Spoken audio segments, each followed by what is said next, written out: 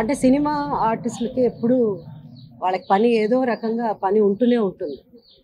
ఒక భాష కాకపోతే ఇంకో భాష ఇలా ఉంటుంది. అందుకని ఆ సినిమా ఇది జరుగుతుంది. రాజకీయాలంటే నేనే ప్రస్తుతం ఏ పార్టీలోనే లేను. తెలుగు పరిశ్రమ ఎలా ఉందండి? చిత్ర పరిశ్రమ మీ అనుభవం? ఎలా అది అప్ అండ్ డౌన్స్ ఉంటుంది.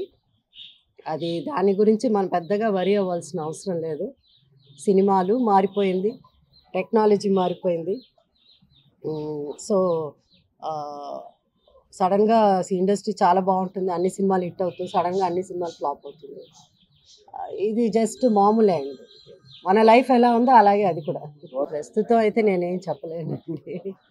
అంటే వాళ్ళు మనకేం చెప్తారు అన్నది, ఇప్పుడు సినిమా అంటే ఒక రోల్ ఉంటుంది కదా, ఈ రోల్ మీరు పే చేయాలి అన్నప్పుడు ఆ రోల్ మేము ఓహో ఇది ఇలా ఉంటుంది ఈ రోల్ అని. సినిమా వాళ్ళని తీసుకొచ్చి రాజకీయాలను తీసుకొచ్చి రోలే లేదంటే ఎవరు చేయలేరు. The role is more important అనమాట.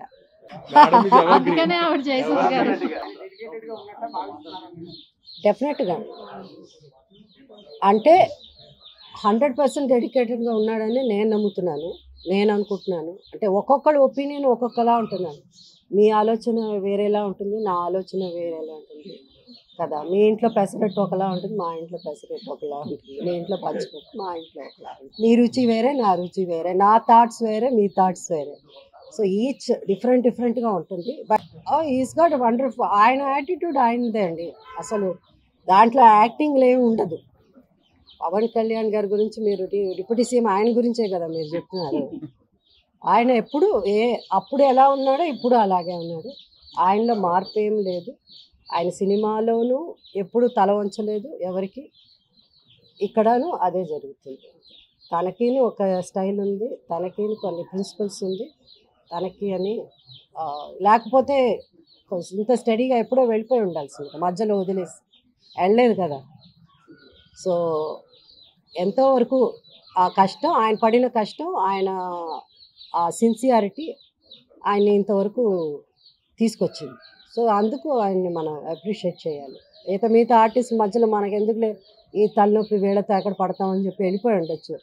ఆయన సినిమాలో యాక్ట్ చేస్తానంటే ఆయనకి ఎంతైనా ఏదైనా ఇవ్వడానికి రెడీగా ఉన్నారు సినిమా ప్రొడ్యూసర్స్. సో అవన్నీ కూడా వదులుకొని ఆయన అంటే నిజంగా అంటే నాకైతే నా ఒపీనియన్, పర్సనల్ ఒపీనియన్.